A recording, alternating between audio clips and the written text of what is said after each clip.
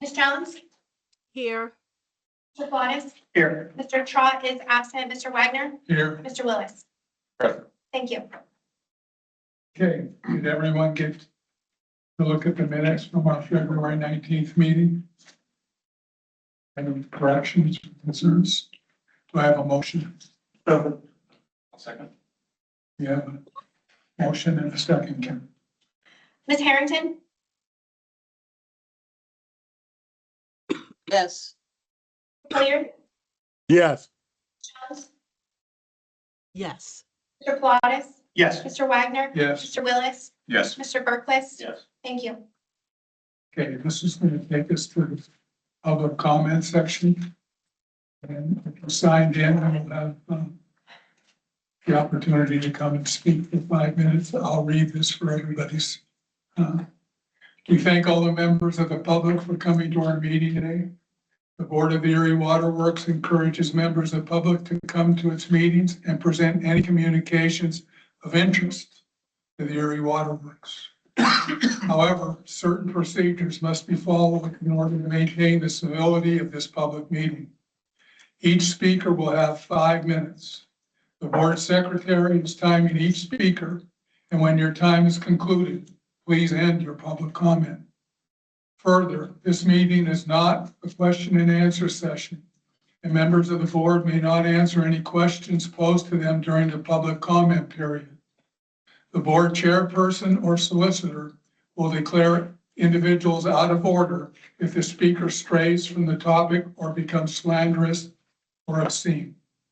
Those speakers declared out of order will be prevented from speaking further at the meeting. We thank you all again for attending this meeting and look forward to your comments. And who signed in first? I believe that was me. Was it our herbalist, I believe? It was. Yes. Thank you very much. So good afternoon, everyone. My name's Leslie Alexander. I'm a local business person and I work as a professional herbalist.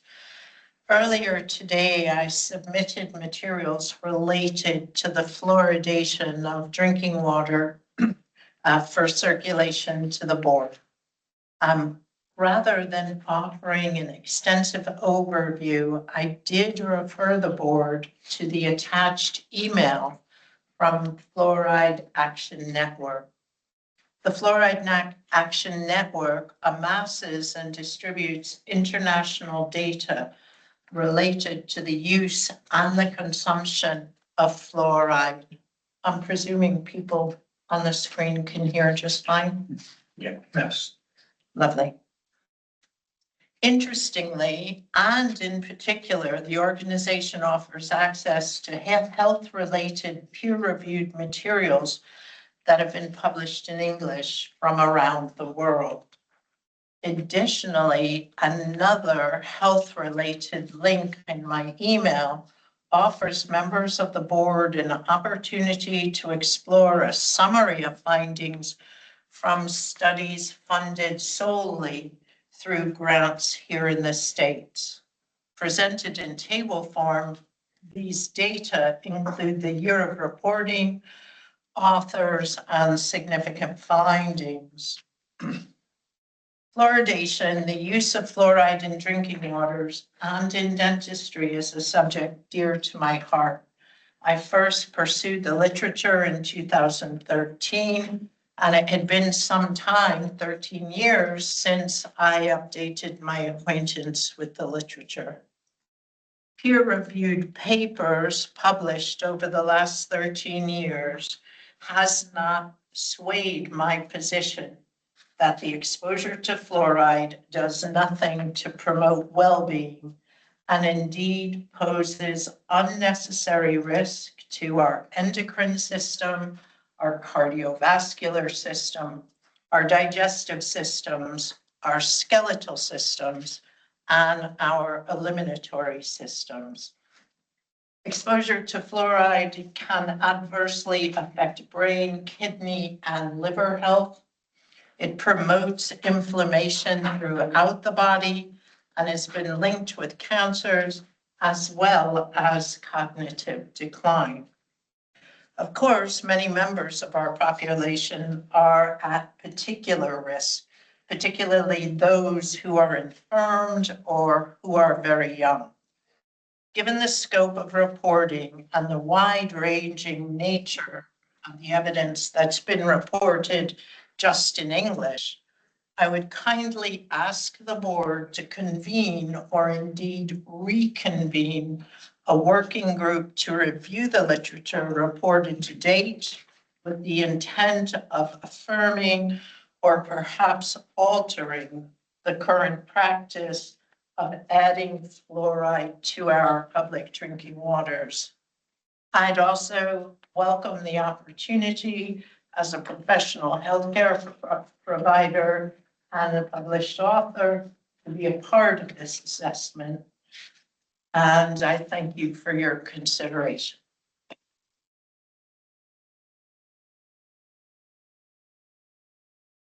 Next. I would like to say something today. In the past two council meetings, a young woman came before us and was talking about the road cuts from the utility companies, water included in there. And ironically, right around the time that she was talking to us, February 23rd, I blew out a tire on cut in the road on Zimmerman, and was at almost like a $200 thing. But some people, come up and complain, but in conversations with people out and about, and I know you've had a very rough winter, and I get it. But the one on Zimmerman is still need of a little repair because there's gravel there instead of smooth, whatever you put on it. Thanks. And I happen to be listening to a couple comments, and I think Mr. Horton mentioned about paving the roads, the city paves the roads, and then the water department shows up and digs a hole in the new Yeah, asphalt. and you do what you have to Well, do. we do what we have to do, but we're very careful, and I just, for your sake, and you can pass it on to Andre. Amanda, and I can't think of the last name. One of her functions is to make sure that we're in sync with each other. So if you see, it's probably a frozen pipe that had to be dealt with. But in general, if it's, they're paving a road, they touch base with our Amanda and they synchronize that work so you're not. It's like that. Not to mention the asphalt plants aren't good yet. So Yeah. if we made a patch, we can't put the smooth stuff on top until the plants that make the smooth stuff open. Then we can go back. Oh. That's the primary issue, Okay. really. So we're not gonna leave it like that. Okay. It's a timing thing. If you put asphalt on when it's too cold, it won't seal, it won't work. Okay. And the plants are closed. They close usually around Thanksgiving. And so I think they'll be opening soon, and that's why one of the reasons we shut down our lead line replacement projects in the city for 3 months, because plows and the inability to really kind of pave and make the surfaces well. And to that point, Kathy, we had a pretty tough February and January. And I was going to mention this anyway, but we had 60 water main failures in January, which was 10 above the average for January. We had 78 in February, which was almost 30 above our February average. There was one weekend we had 18 breaks.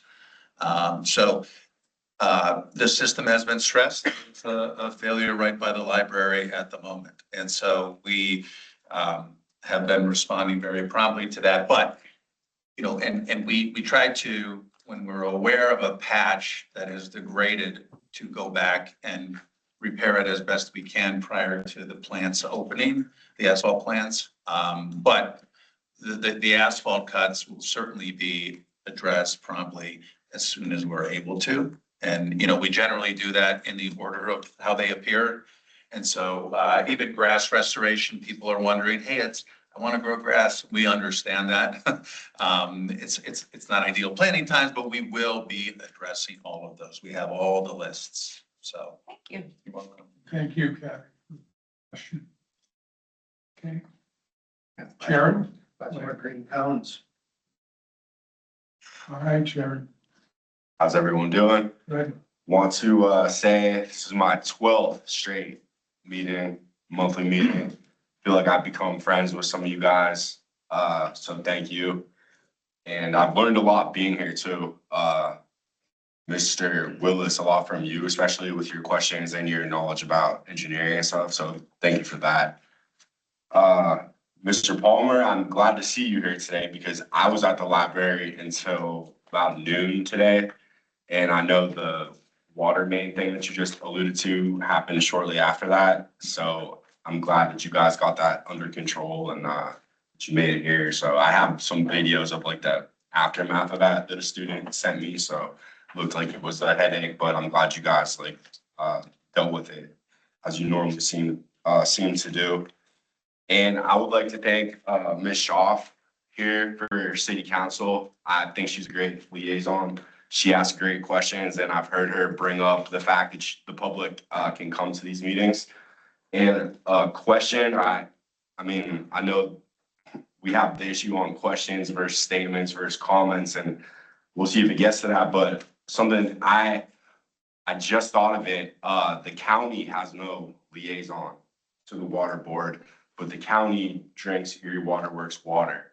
And the board also has Mill Creek board members and Harbor Creek board members. So how did they have representation through the Erie City Council? Because the Erie City Council and mayor appoints all the board members. So how could a Mill Creek resident have any kind of representation through that?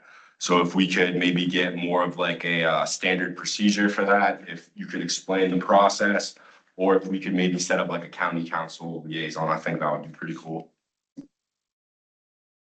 And who is the solicitor today? My name is Pat Kennedy. I'm here for Mr. Walker. Nice to meet you. Nice to meet you. And I had some things for Mr. Walker, but since I'm not sure who you are or if you're aware of Jared Stachewski versus Erie Water Works, I'm gonna. I would be unaware of that. Okay, thank you. A thing I probably could still say is my first meeting, which was in April of 2025, I asked if you guys could put the minutes online, and Mr. Senate immediately said that was a great idea. And all the minutes were put online in 2025. But I've noticed that since Mr. Walker became the solicitor, I don't think any of the minutes have been online. So I didn't know. They're there. Like, when were they up? Once they're approved, they're posted. I didn't see any of the ones from 2026. January's there. Cool, thank you.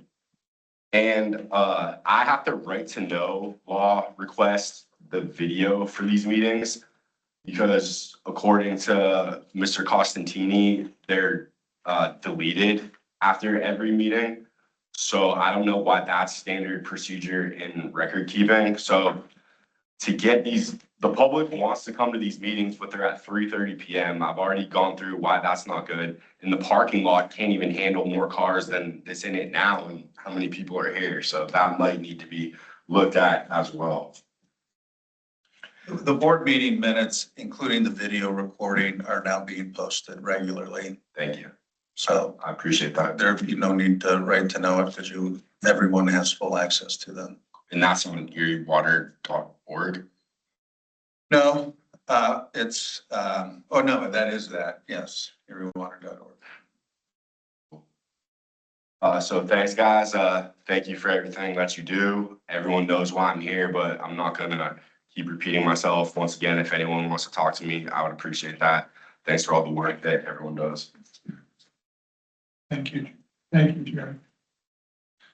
That's going to take us to the CEO report. Mr. Palmer. Thank you, Mr. Chairman. A couple things happening. Employee engagement wise, we don't have some of our new employees here, but we do have some new employees. We'll be bringing them next month. We have 2 new laborers and a GIS technician. Abby's been doing a great job filling spots up. So that's good news. Also, we celebrated, I just wanted to highlight and our engineers. It was Engineers Week, February 22nd to 28th.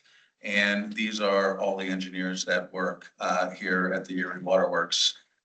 We have certainly in the engineering department, but we have a chemical engineer in our operations team, an environmental engineer in our laboratory, a licensed engineer in our distribution department. And so they're spread across the organization, and we wanted to highlight and recognize their talent. And also thank our engineers in the room with Jeff Willis and Rob Corbat as our consulting engineer. Next up, stakeholder engagement. I did have the opportunity to meet with Aaron Sniper, who's the executive director of the Erie Land Bank and the City Redevelopment Authority, talking about ways to streamline our operations together. We have a follow-up meeting with his team, our team, tomorrow. They're doing a lot of great work in the city to transform properties, and some which have delinquencies, a very widespread range of situations that we want to work better together. So that would be happening tomorrow, another meeting there. I did just a little teaser. There's a panel discussion that's being sponsored by the Penn State Black School of Business. And its title was Erie's Water Advantage. And the panel discussion, which is still in the works for scheduling, would include myself, as well as Chris Groner, who's been in economic development for a very long time and is now the director of administration of the county, as well as an economist, William Buter, who's a PhD. And so the idea is to discuss how fresh water can power jobs in industry and regional renewal. So I'll be sharing information about that in the future. So that's kind of neat. And then, as you know, I was meeting with the Erie County Redevelopment Authority last evening, Tina Mangine, regarding joint pursuit to develop McCain Business Park and extend water out there. So we discussed a myriad of opportunities with grants and other funding to try to make that happen. And I then spoke with County Executive Vogel this morning specifically about that as well. So we'll be meeting more regularly to discuss the path forward on that. So a lot of good things happening. We also discussed the Ironworks Square project on 12th Street that is gaining a lot of traction. Became a new tenant with Fish USA, and so they're getting ready to they need the water now. So we're working with them on that, and it's great to see that renewal taking place. From a standpoint of industry engagement, I am very pleased to report that our collection supervisor, Roberta Castorina, was able to be part of a panel discussion about customer service at the Pennsylvania Municipal Authorities Association Women Innovation and Networking Conference in early March. She has never been to a conference and never had an opportunity to be part of one. So she was really appreciative of the opportunity, and so it was great to have her there. Abby Stafford, our senior manager of human resources, was in attendance as well. So it was a really great experience. I had numerous PMA members reaching out to me separately to say how great it was to hear the perspectives from our supervisor and others. So proud of that. Additionally, we do have, I have the AMWA Water Policy Conference coming up April 13th to the 15th. That is the primary reason for rescheduling the board meeting and committee meetings to the week after. This is really a great opportunity for water utilities to meet with politicians and their staff to discuss important things. So I'll be attending. We'll be on the Hill for 2 days, meeting with representatives from across the spectrum, Democrats, Republicans, all on various important committees that are making these decisions. We'll be discussing the state revolving loan funds, funding, cybersecurity, affordability, and really advocating for utilities. So that's happening. And the other item I wanted to add that is brand new and is not on the report is there is a bill, House Bill 1964, that we were alerted to by PMAA that will be considered Monday. It's moving out of committee and to be considered by the House. And what the bill would do would establish a 12-month moratorium on the privatization of publicly owned water and wastewater systems, create a statewide water utility reform working group to examine the acquisition valuation policy, repeal the current fair market value framework, and it would also kind of end Act 12 that makes it so easy with very little public input for these public systems to go private. And so I was, there's kind of a call to contact your legislators. So I had a great conversation with Pat Harkins today, forwarded some information to Jake Banta, and I'll be discussing this with Ryan Bizzarro and Bob Mursky tomorrow as well, all of whom have been supportive of this authority, have helped with funding, and I think are largely supportive of the, municipal authority concept. But this is truly an opportunity to make some change and the privates are really upping their pursuit of utilities. In late last year, they had sent letters to every authority in this region, engineers, solicitors, trying to make offers to buy utilities. And so tends to be a loss of local control. Rates will skyrocket because the privates are in it for profit. They have to return shareholder profit. And so it's something that we're actively working to combat. And the stronger utilities can be, the better chance we have of staving off that sort of hostile type takeover. So we'll be really trying to get our locals to support this. And it also gives us an opportunity, me in particular, to talk to them about other issues that are on the table. Because I think it is important to have that relationship, and there's a lot they can do, particularly as we get more involved with Harrisburg and having Erie have a voice in Harrisburg. So have you noticed a difference in like the industry dynamics since Essential and American Water merged? So Aqua and Essential, they're in the process of it. Absolutely. That's why they're become even more aggressive in trying. They're looking at the future. How do we grow? Well, we're gonna combine the two biggest privates, and then what? We got to get bigger, right? That's it. Every private business wants to grow, pay its shareholders, right? And so there's definitely it's definitely been a change in the landscape. And as I've said in the past couple of years, this has largely been an Eastern Pennsylvania thing that is migrating further west. Greensville, for south of us, their water and sewer authority were recently acquired. And it remains a threat for sure. So we're doing what we can to help educate and really work through the chamber. The chamber itself, I talked to our PA chamber representative. Their first vice chair is from a private water company. So you would think the chamber would not necessarily be advocating for a for-profit water utility that causes their businesses to pay more for water. But money can do a lot of things. So, we are, along with other utilities, trying to have a larger voice in that.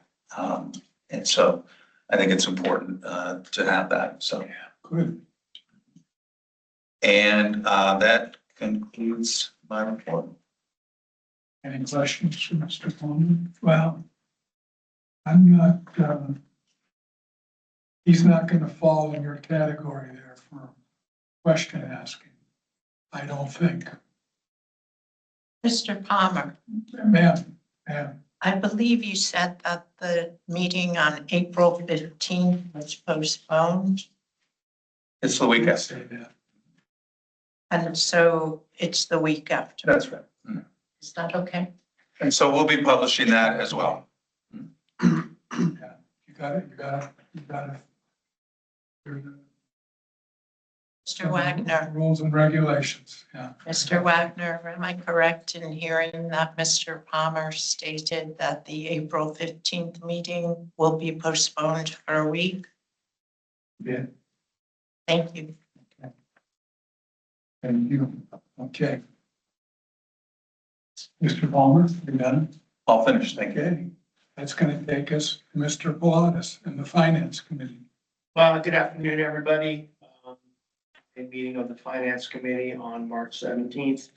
Attending with myself, Mr. Berkowitz, Ms. Jones, Mr. Wagner, Mr. Palmer, and Ms. Valeri. From the revenue expenditure report, February revenues were 4.1 million, 94% of the budget. February expenditures, including debt services, were 4 million or 98% of the budget. Thus, we had a February surplus of 81,000 versus a budget of 233,000.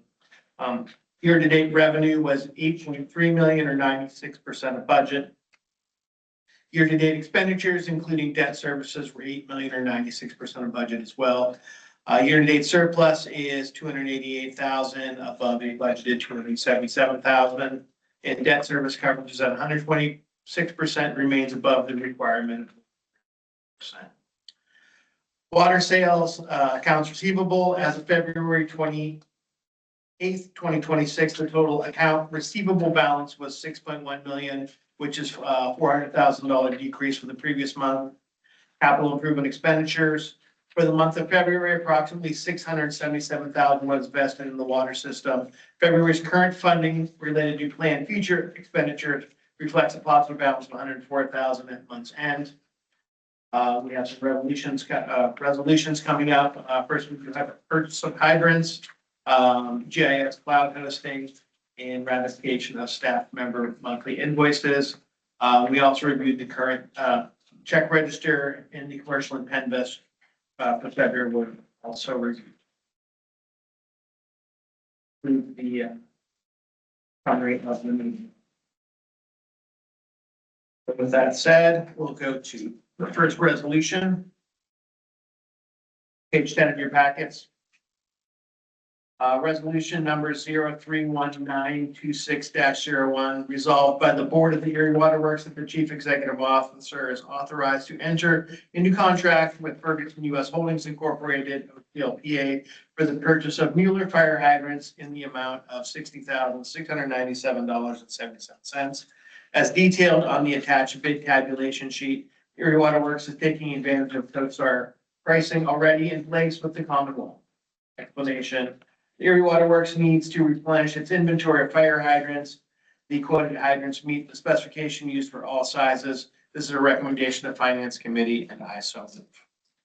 Second.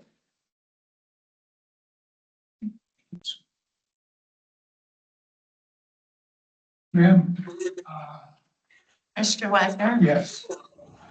Just let me say something. You know, whatever your comment would be, we're voting as a board. And your interruptions to me are inconsiderate, out of order. And I'm sorry. You had your chance for that 5 minutes to state whatever you want to state. And if you wanted to bring up anything that was on the agenda, that was the time to bring it up. You brought up fluoride. So, I'm sorry. You have none of your questions about these fire hydrants would be meaningful to me, and I can't speak for everyone else, but you got to follow the orders. Thank you, Mr. Wagner. And thank you for coming. Okay.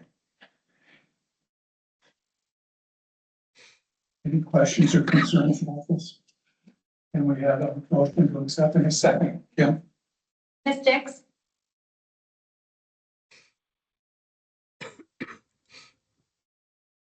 Cheryl, you are on mute. Ms.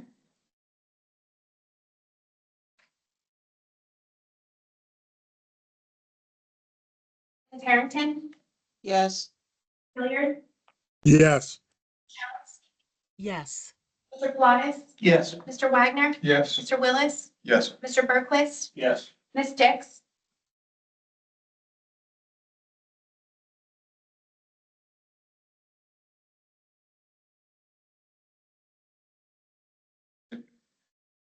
All right, moving on to page 12 of the packet, resolution number 031926-02, resolved by the Board of the Erie Water Works that the chief executive officer is authorized to enter a 3-year contract with ROK Technologies for GIS migration and cloud hosting services in the amount of $263,040. In order to secure its rapidly expanding and evolving GIS environment, Erie Waterworks staff evaluated 4 firms and obtained feedback from the broader GIS community for the service. Erie Waterworks staff recommends a partnership with ROK Technologies for GIS externalization and support. This is a recommendation of the Finance Committee, and I'll second. Questions? Any questions or concerns? Hearing none. Kim? Ms. Harrington? Yes. Mr. Hilliard? Yes. Yes. Mr. Pilatus? Yes. Mr. Wagner? Yes. Mr. Willis? Yes. Mr. Berquist? Yes. Ms. Dix? Thanks for the additional information on that. I follow up with. Yeah. That was really helpful. Okay, the third resolution from the Finance Committee is on page 15. Resolution number 031926-03, resolved by the Board of the Erie Water Works ratifies the staff decision to make payments of invoices during the month of February 2026. The Finance Committee received and reviewed a list of checks and electronic fund transfers that were processed during the month of February. The Finance Committee hereby recommends board ratification of the staff decision to make payments of these invoices, and I so. Second. Any questions? Hearing none. Kim? Mr. Hilliard? Yes. Jones? Yes. Mr. Pilatus? Yes. Mr. Wagner? Yes. Mr. Willis? Yes. Mr. Berquist? Yes. Ms. Dix? Ms. Harrington? Yes. Thank you, Okay, Mr. that concludes the business of the Finance Committee.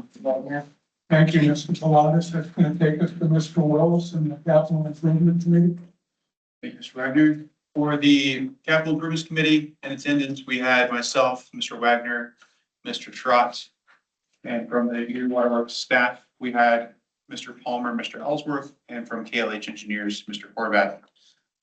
In terms of bids, CoStar's quotes, professional services, proposals, and agreements, construction bids were received for the Chestnut Water Treatment Plant sludge pump and motor replacement project, and the 6B reservoir cover cleaning and inspection project. And a resolution for those will be provided for the board's consideration. In February, Erie Waterworks spent $518,000 on capital projects, while pay-go equaled $98,523. The total investment for the month was $616,904, and for the year thus far is $676,607. Project updates are below. Overall, in summary, there was not a large amount of project progression due to the weather being still cold and the asphalt plants being closed. The biggest items overall is the Penvest funding application was submitted for the 12th Street facility building improvements and is expected to be considered on April 15th. In that package, we are anticipating getting solar panels on the building. And although the details have not been fully worked out, it looks like we're going to be doing more of a discount rate potentially for our electric based on the amount of solar that we're able to produce for the company. Again, that'll be considered later, but just to let you know, that's being worked into the improvements. I think overall, a lot of this is consistent with the month prior. And we spent the rest of the meeting talking specifically about the resolutions coming up. So we would have enough solar power capacity run that facility plus be able to send it back to the grid? No, not that. No, so it's more of a, we would create solar on days where it's sunny, right? And on days it's cloudy or something, you wouldn't. But there's a few different arrangements you can set up with these solar companies. One is that you buy the panels and then you install the panels and you own the panels. And therefore you own all the electricity that they create and you also own the maintenance of those panels, right? Another one is more of a rental space agreement. So you let the panel company come in and use your space to put their panels up. They profit from the generated electricity and they pay you some sort of rent. And then another one is the company comes in, they own the panels, you give them the space, and they basically give you a discounted rate on your electric. So I was very concerned personally about doing the ownership model, just because I don't want to be responsible for the maintenance or the board to be responsible, the water authority to be responsible for that maintenance. We don't have that expertise, and frankly, it could be a very unexpected expense if something were to go wrong. The prices in that industry are still very volatile. So I know we're mainly pursuing the two options that the company is responsible for the equipment. I think we're leaning towards the discount rate rather than the rental model though.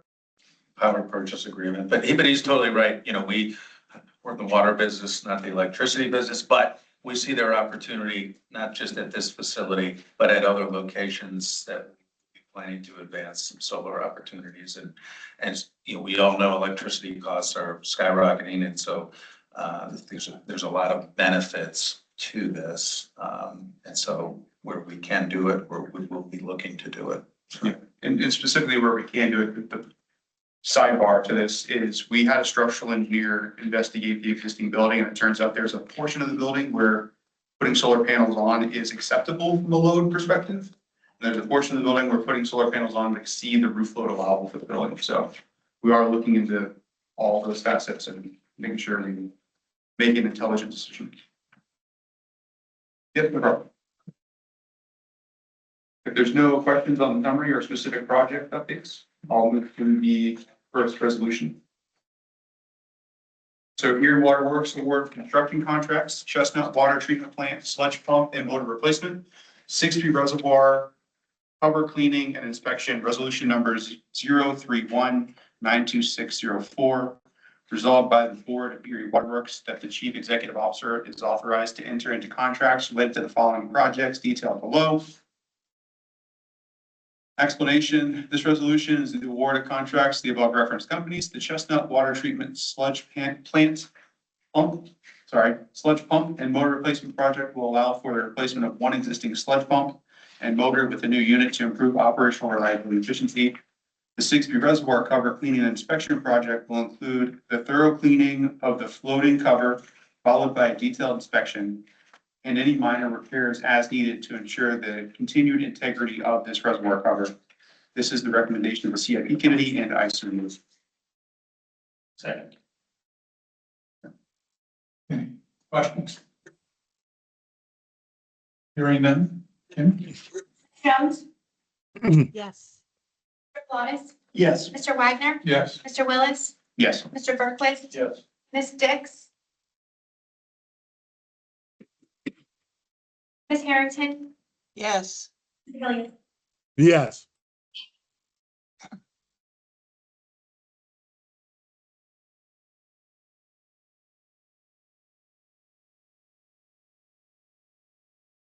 That concludes my report. Yes. Thank you, Beth. Yep. For your report. That's going to take us to the pension committee and Mr. Berkles. Thanks, Mr. Wagner. So the pension committee met on February 24th. Don Nicholson, from Northwest Trust, provided a nice economic review, very timely, given everything that's been going on, the volatility there. We brought up at the last meeting that there were some compliance related concerns. We ensured that those are all back in order, we're in good standing. We'll continue to review the investment policy statements going forward, and we will be doing that later this year as well. Ms. Valerio, she reviewed a couple proposals that we'll have ahead. The first is for actuarial and record keeping services. We can talk about that in a minute here. And then on the following page, there's some minutes. I'm not going to go through those. Those are from the prior meeting from November 25th of 2025. I said we do have a couple of resolutions, so we'll move to page 28. This is the award of contract actuary and record keeping services, resolution number 031926-05. Resolved by the board of the Erie Waterworks that the chief executive officer is authorized to enter into contract with USI Consulting Group of Pittsburgh, PA for actuary and record keeping services related to the Erie Waterworks pension plan. The annual fee for this service and online portal is $28,000. Explanation: Erie Waterworks staff, along with its pension plan attorney, evaluated 7 proposals for actuary and record keeping services. Erie Waterworks staff recommends entering into a service agreement with USI Consulting Group. This is the recommendation of the pension plan committee, and I so move. Now second. Just want to mention a couple things around this because we had a good discussion around it. First, the previous provider was Definity. We had some, I guess I'd call it concerns related to it. They also had some services that they didn't offer that USI does offer. The main one being what was mentioned, the absence of an online benefit portal. So currently, the employees would need to go to Ms. Valerio basically to request like a summary of potential benefit obligations into the future. They did not have, online capability, which for me was hard to believe, which made it tough for them to kind of feel probably comfortable with their future benefit obligations. So Mr. Seelinger, he reviewed 7 proposals, ultimately interviewed the top 2, and then the committee and the organization came to the recommendation of the USI Consulting Group, which you can see their proposal in the packet, in a summary of that rather on page 29. So happy to answer any questions related to it, but that's the high points there.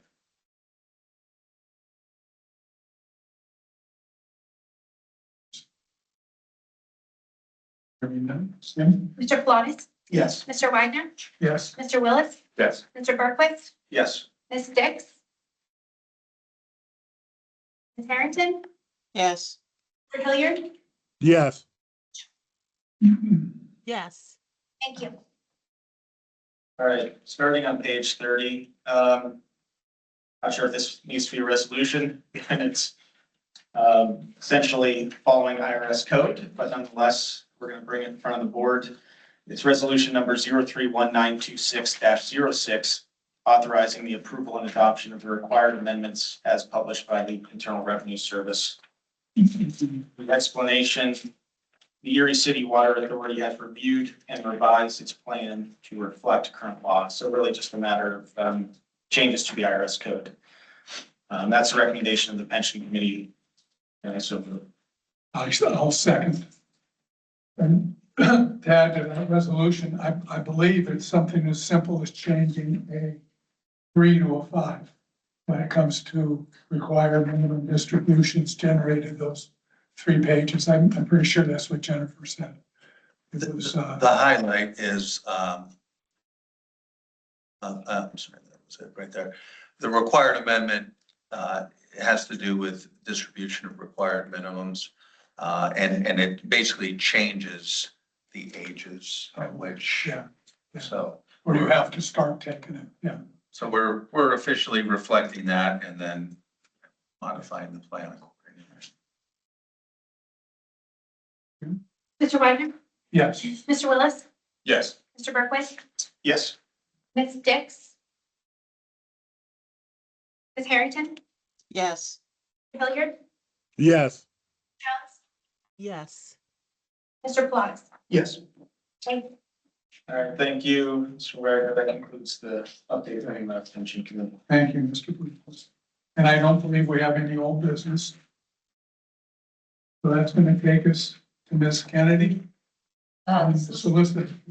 Right, the solicitor's report is on page 34 of your packet. It's a letter dated March 13, 2026 from Mr. Walker outlining what he's done in the past month.